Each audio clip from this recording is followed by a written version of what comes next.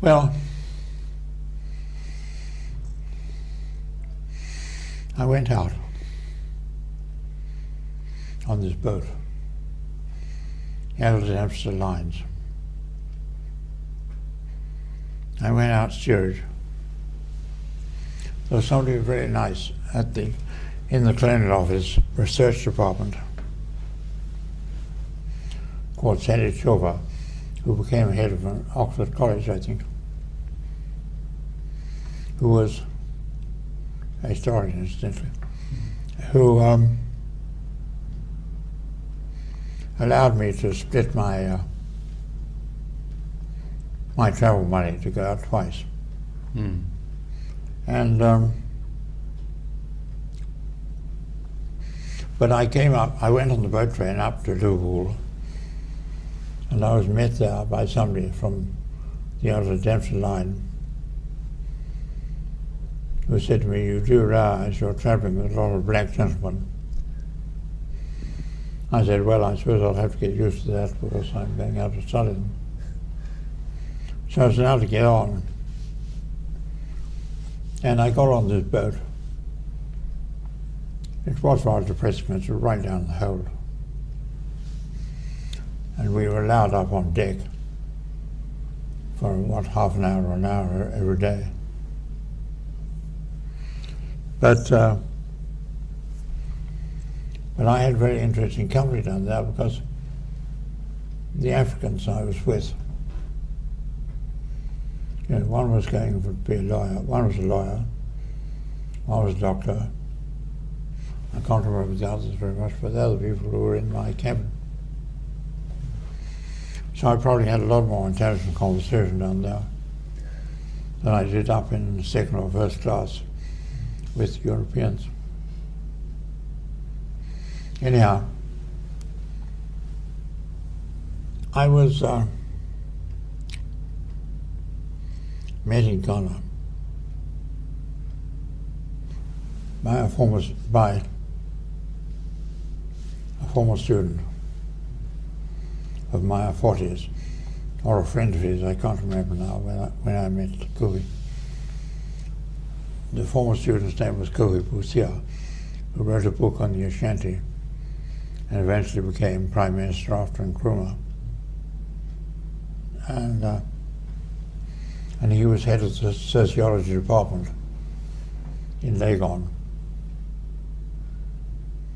And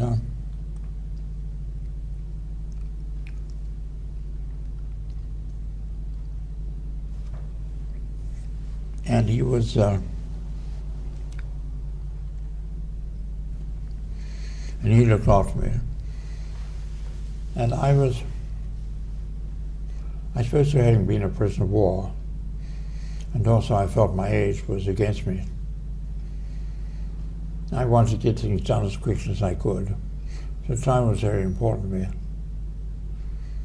So I didn't spend long in Accra at that time, in the capital. I got my permits or whatever I had to do, got my kit together, my food, made my arrangements very quickly. Always did. And I always felt Time Swinging Chariot was hurrying near, even at that time. And I was doing what other people would have done much earlier. So I hurried up.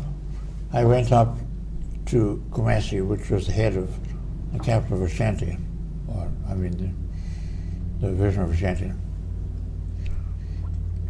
And I met somebody who knew my 40s quite well there, the administrator in education called Cannon, Peter Cannon. And he fixed me up to go further on in a government lorry. I was a government officer at that time because my scholarship was a colonial office one. So I was going out there as a colonial officer. And he also found me a cook steward from the area I was going to, which was most useful. So I went out with him up to the north. And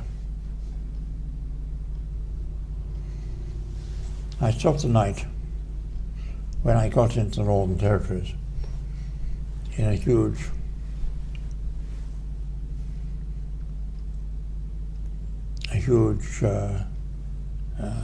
government rest house built of mud with 6 roof, but a vast place.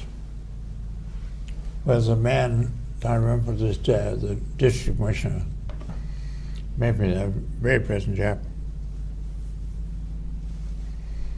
But when we got there, said, well, we'll have to go out and shoot something for the dinner tonight. So we went out and shot a guinea fowl, a wild one. And came back and cooked that.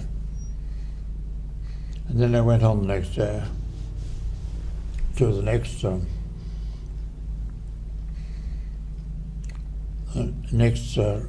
government place to see the district commissioner there. And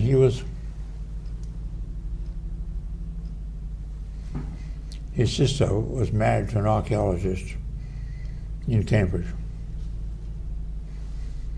And he had a huge HMV gramophone, like one of these ones you see in these ads, which he turned up and played music on that. He was very proud of that. So I stayed there, and then went on the next day to the place where I was going to work. But even there, I stayed for a time in a rest house, a government rest house, before I went out to the village. But these rest houses, well, as I say, were built towards the beginning of the century out of mud and grass on the roof. And they were fine for staying in. It got a bit dusty. But that's what I was in. And then I got to know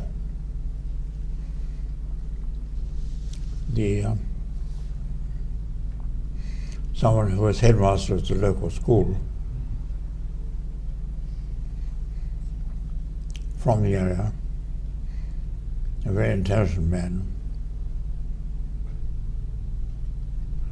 who later, under independence himself, became a district commissioner, who told me a great deal about the area that I was in. Bini, B-N-I, Kunyamini Bini.